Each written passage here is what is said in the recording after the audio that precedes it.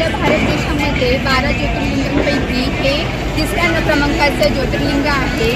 ते म्हणजे महाकालेश्वर ज्योतिर्लिंग.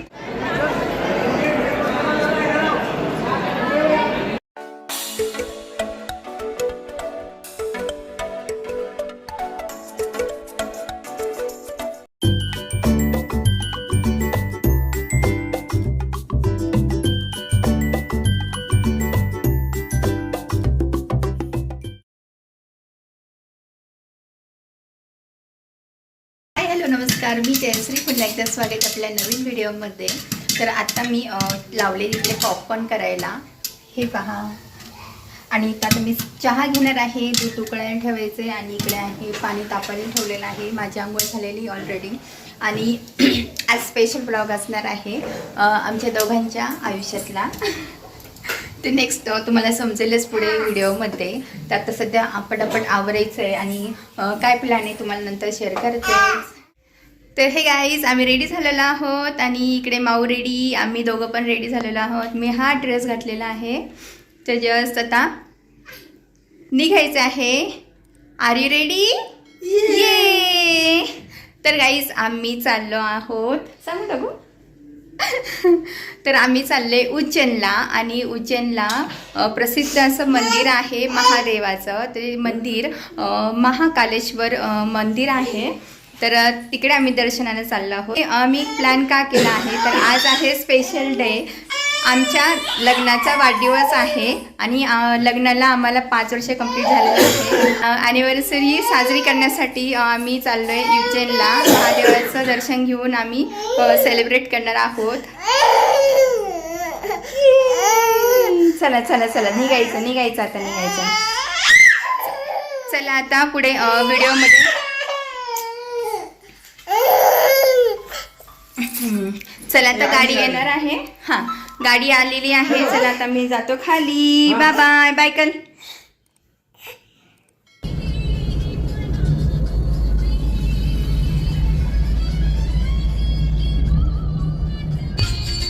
इही का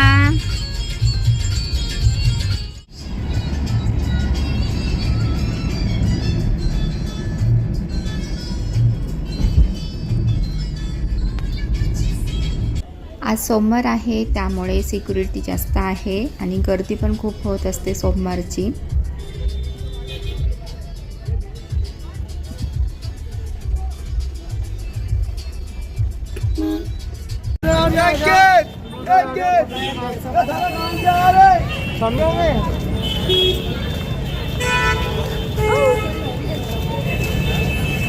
हा आपण घेऊ.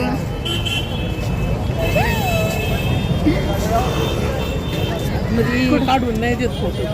नाही, व्हिडिओ पण नाही. मंदिर कुठं आहे? इकडे आहे ना. तर आपण आलो आहोत मंदिरामध्ये. पण मंदिरामध्ये व्हिडिओ अलाउड आहे की नाही काय माहीत. जर अलाउ केलं तर व्हिडिओ घेऊ शकते मी. चला आता बघूया काय होतंय. तुमच्यावर शेअर करायचं आहे मला. पण पाहूया आता काय.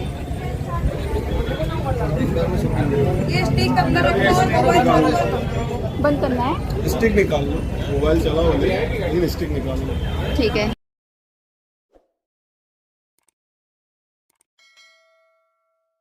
पिल्लू ऊन लागते का? आम्ही झाकून घेतले. तर हे गाईज, आपण फायनली आलो आहोत मंदिरात. आणि आपल्या भारत देशामध्ये 12 ज्योतिर्लिंगांपैकी हे तिसऱ्या क्रमांकाचं ज्योतिर्लिंग आहे. ते म्हणजे महाकालेश्वर ज्योतिर्लिंग. आणि हे ज्योतिर्लिंग आहे ते उज्जैन शहरामध्ये. आणि उज्जैन शहर हे मोठे शहर आहे मध्य प्रदेशमधलं. आणि आपण आता इथे मंदिरात जाणार आहोत, एंट्री करणार आहोत. त्याआधी तुम्हाला सांगते, मंदिरात इथे आल्यानंतर इकडून एंट्री असते. कॅमेरा फिरवा.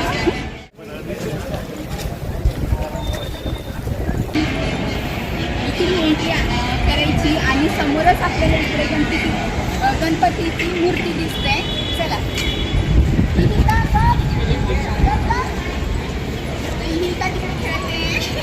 चले भाऊ. चला आता मी तुम्हाला दाखवते. गणपतीची मूर्ती खूप मस्त आहे आणि अप्रतिम अशी दिसते. मनमोहक अशी मूर्ती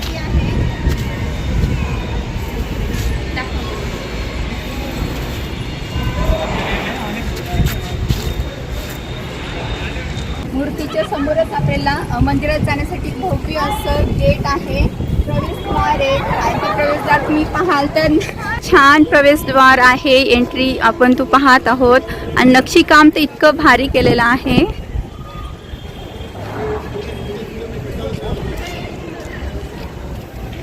आणि पाहतच राहावं असं वाटतंय. आणि तुम्हा सर्वांना तर माहीतच आहे, या मंदिराचं लोकार्पण केलेलं आहे आपल्या भारताचे प्रधानमंत्री माननीय श्री नरेंद्र मोदी यांनी. मंदिर परिसरामध्ये जसं जसं तुम्ही एंट्री कराल ना, तसं पाहता क्षणी ते वातावरण, हे नैसर्गिक वातावरण इतकं मनमोहक वाटू लागतं आणि पाहता क्षणी असं वाटतं की काही बोलूच नाही, एकदम निस्तब्ध होऊन जातो आपण. आणि इकडे इहिकाचे बाबा आणि इहिका चालले आहेत आणि मी माझी शूटिंग करण्यात व्यस्त आहे.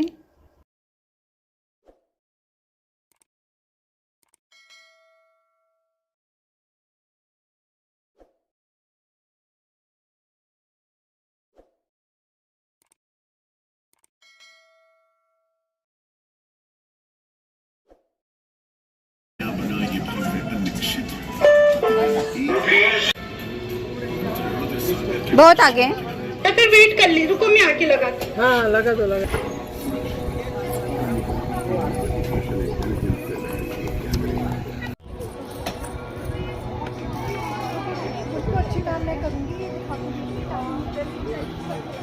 किधर जाना है बताना।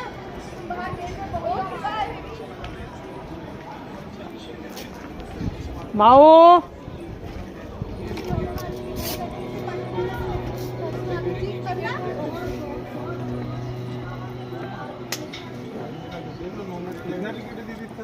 दिखा दो मैडम.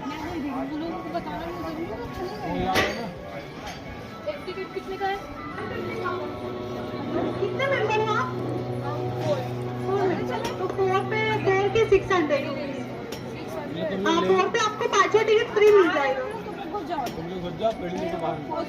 हाँ तो 4 आप पेमेंट 4 का लगेगा, बट टिकट आपको 5 मिलेगी. VR द्वारा महाकाल दर्शन खूप मस्त असं एक्सपिरियन्स मला आला आणि हा माझा फर्स्ट एक्सपिरियन्स होता यार गाईज. मला खूप आवडला. जेव्हा कधी तुम्ही या मंदिरामध्ये भेट द्यायला याल त्यावेळेस VR द्वारा महाकाल दर्शन नक्कीच घ्या, कारण की मंदिरामध्ये प्रत्यक्ष आपल्याला दर्शन घेता येत नाही आणि पूर्ण दिवस आपण इथे घालवू शकत नाही. पण VR द्वारा तुम्ही महाकालाचे अनेक रूपं पाहू शकता. तर खरंच मला हा एक्सपिरियन्स इतका छान वाटला आहे. मी तुम्हाला सजेस्ट करते यार, या तुम्ही दर्शन घ्याच.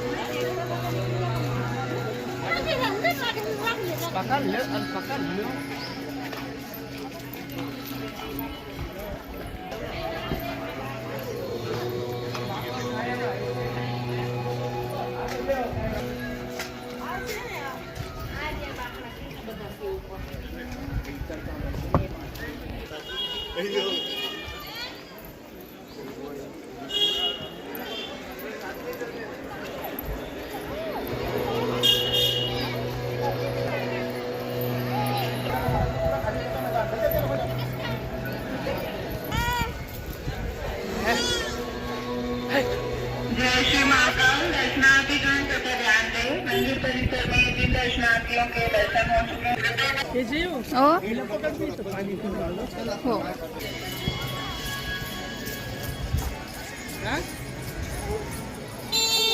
तर भारत माता मंदिर श्री महाकालेश्वर भक्त निवास आणि इकडे ह्या साईडला भारत माता मंदिर आहे आणि त्याच्या पुढे आपल्याला मंदिर आहे महाकालेश्वरचं, तिथं जायचं आहे.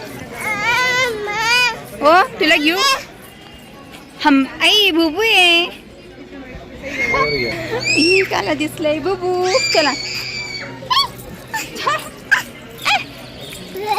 नको तिकडे नको जाऊ, बुबू येतो चावन तुला. चल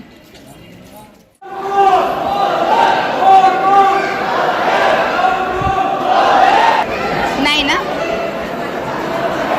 पाहूया आता.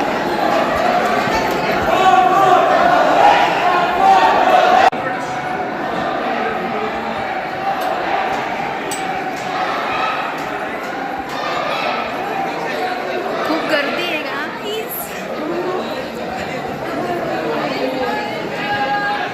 मोबाईल पूर्णतः बंद आहे. गर्दी आहे लई. बाळाचं शेत बघ का.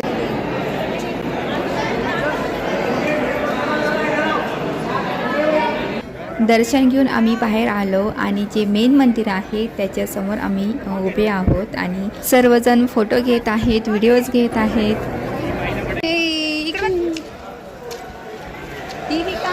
तुझं पहिलंच देवदर्शन आहे ना उज्जैनमध्ये महाकालचं.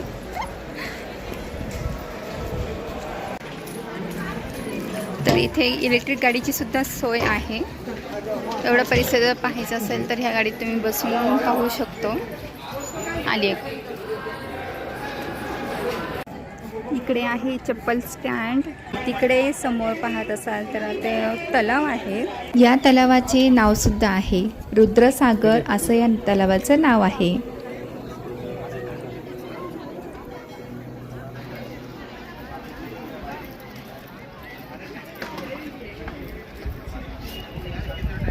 हे मंदिर शिप्रा नदी किनाऱ्यावर वसलेलं आहे. जसं की मी तुम्हाला सांगितलं हे मंदिर उज्जैन या शहरामध्ये आहे आणि हे उज्जैन हे शहर मोठ्या शहरांपैकी एक आहे आणि येथे कुंभमेळासुद्धा भरवला जातो आणि हे जागतिक पातळीवरील प्रसिद्ध तीर्थक्षेत्र म्हणून ओळखलं जाणारा हे शहर आहे. चला आता या मंदिराचा इतिहास काय आहे ते जाणून घेऊया. मला आवडेल तुम्हाला सांगायला. प्रत्येक गोष्टीमागे काही ना काही इतिहास दडलेला असतोच. तर या मंदिराची सुद्धा काही पार्श्वभूमी आहे. ती पाहता हे मंदिर अत्यंत प्राचीन काळातील आहे. मंदिराची रचना तुम्ही पाहाल तर अप्रतिम अशी आहे आणि हे पूर्वीचे मंदिर इसवी सन 1235 दरम्यान इल्तुमिश या दिल्लीच्या मुस्लिम हुकुमशहाने हे मंदिर पूर्णतः उद्ध्वस्त केले होते. यानंतर या मंदिराचा जीर्णोद्धार इसवी सन 1734ला मराठा साम्राज्याचे सरसेनापती राणोजी शिंदे यांनी पहिले बाजीराव पेशवे यांच्या नेतृत्वात केला. त्यानंतर जवळपास 8व्या शतकात उज्जैन येथे मराठा साम्राज्य स्थापित झाले. या नगरीचा संपूर्ण कारभार पहिले बाजीराव पेशवे यांच्या आधिपत्याखाली होता. नंतर हा कारभार त्यांनी त्यांचे अत्यंत विश्वास असणारे सरसेनापती राणोजी शिंदे यांच्यावरती सोपवला. राणोजी शिंदे यांचे सहकारी रामचंद्र शेणवी हे त्यांचे दिवाण होते. ते खूप श्रीमंत असल्यामुळे 18व्या शतकाच्या सुमारास महाकालेश्वर मंदिर अत्यंत मजबूत पद्धतीने बांधले गेले. काही वर्षांनी या मंदिराचे संपूर्ण व्यवस्थापन तसेच बांधकामातील दुरुस्त्या राणोजी रावांचे चिरंजीव महादजी शिंदे यांनी केल्याची इतिहासात नोंद आहे. हे मंदिर अत्यंत सुंदर, भव्य असे अंगण आणि नैसर्गिक वातावरण अत्यंत मनमोहक आहे. या मंदिराच्या बाबत विशेष म्हणजे या मंदिरातील शिवशंकराची पिंड दक्षिणमुखी असल्यामुळे या मंदिरास दक्षिणमुखी ज्योतिर्लिंग म्हणून ओळखले जाते. या मंदिराच्या गाभाऱ्यात श्री गणेश, माता पार्वती व कार्तिकी यांच्या प्रतिमा आहेत. तसेच मंदिराच्या समोर नंदीची स्थापना केलेली आहे. मंदिर हे 5 मजली आहे. पहिला मजला जमिनीखाली आहे. या मंदिरावर नक्षीदार कोरीव शिल्पकाम करण्यात आले असून 3ऱ्या मजल्यावर नागचांद्रेश्वराची मूर्ती आहे. पण ही मूर्ती नेहमी दर्शनास उपलब्ध नसते. फक्त नागपंचमीच्या पावन मुहूर्तावर दर्शन होते. संपूर्ण भारतातील अनेक राज्यातून भाविक दर्शनासाठी येतात. महाशिवरात्री, कुंभमेळा, दर आठवड्यातील सोमवार, श्रावण महिना तसेच भाद्रपद महिना या काळात भाविकांची अफाट गर्दी पाहायला मिळेल. या मंदिराचे वर्णन अनेक पुराणात केलेले आहे. श्री व्यास ऋषींपासून तर कवी कालिदास, राजा भोज तसेच बनभट्ट यांसारख्या महान विभूतींनी मंदिराचे महत्त्व आपल्या लेखणीतून वर्णिले आहे. महाकालेश्वर हे एक प्रसिद्ध तीर्थक्षेत्र असून हे ज्योतिर्लिंग व शक्तिपीठ म्हणून सुद्धा ओळखले जाते. देशातील 18 महाशक्तिपीठांपैकी एक असा या मंदिराचा उल्लेख. तर या प्रसिद्ध ज्योतिर्लिंगाचे वैशिष्ट्य कोणकोणते आहेत? अनेक वैशिष्ट्ये आपल्याला पाहायला मिळतील. पण पहिले आहे ते येथील भस्म आरती. ही आरती पहाटे 4च्या दरम्यान केली जाते, तेही सूर्योदयापूर्वीच. तसेच या धार्मिक दृष्टिकोनातून महाकाल यांना मृत्यूची देवता म्हणून ओळखतात. तुम्हाला ही उज्जैन येथील महाकालेश्वर मंदिराला भेट द्यावयाची इच्छा होत असेल तर तिथे येण्यासाठी कसा मार्ग आहे, कोणकोणत्या प्रकारे तुम्ही इथे येऊ शकता, तर चला तर मी तुम्हाला सांगून टाकते. तर सर्व प्रकारमधले तुम्हाला इथे सुविधा उपलब्ध आहेत. By air, by train, by bus. इथे येण्यासाठी बाय एअरचा जर विचार करत असाल तर उज्जैन इथून 54 किलोमीटर अंतरावर इंदोर येथे एअरपोर्ट आहे. हा हवाई मार्ग भारतातील अनेक राज्यांशी जोडलेला आहे. इंदोर ते उज्जैन प्रवास अनेक खाजगी वाहतुकाने अवघ्या 1 तासाभरात करू शकतो. बाय ट्रेनने कसं कराल तर उज्जैन शहर हेच एक मोठे रेल्वे जंक्शन आहे. त्यामुळे अनेक शहरातून बाय ट्रेनने या ठिकाणी यायला सोपे आहे. त्यामुळे दर्शनास यायचे असेल तर रेल्वे सेवा एक उत्तम पर्याय आहे. आणि तिसरा पर्याय म्हणजे बाय बस. मध्य प्रदेश राज्यातील अनेक महत्त्वाच्या शहरातून उज्जैनला येण्यासाठी भरपूर बस सुविधा उपलब्ध आहेत. जर काही भाविकांना बसचा प्रवास नको असेल तर त्यांच्यासाठी खाजगी वाहनांच्या सुविधासुद्धा उपलब्ध आहेत.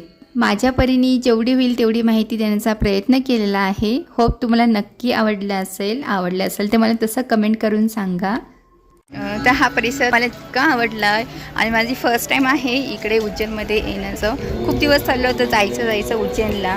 तर ही इच्छा पूर्ण झाली. भगवान महादेवाने ती इच्छा पूर्ण करवली. आता ओके चला आता तिकडे जायचं आहे. त्या साईडला जाऊन येतो.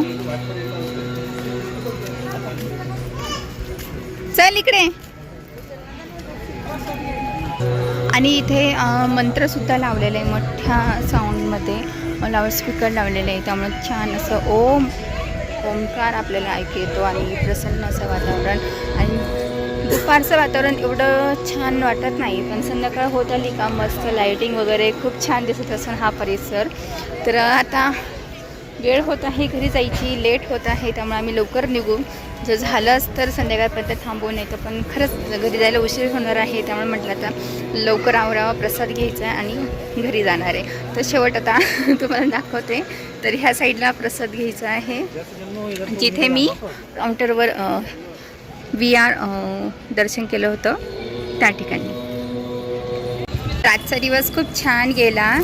ॲनिव्हर्सरी मस्त आमची सेलिब्रेशन झाली. पूर्ण दिवस आम्ही मंदिरातच काढलेला आहे. आपली ॲनिव्हर्सरी मस्त मंदिरामध्ये छान झाली, धार्मिक झाली आहे. तर खूप भारी वाटतंय. आता घरी निघालो आम्ही. वाजले किती हो? 4 वाजलेले आहेत आणि माऊ इकडे खेळतेच आहे. हे बघा. आता व्हिडिओचा एंड करायचा आहे तर व्हिडिओची स्टार्टिंग जिथून झाली तिथेच मी व्हिडिओ एंड करणार आहे.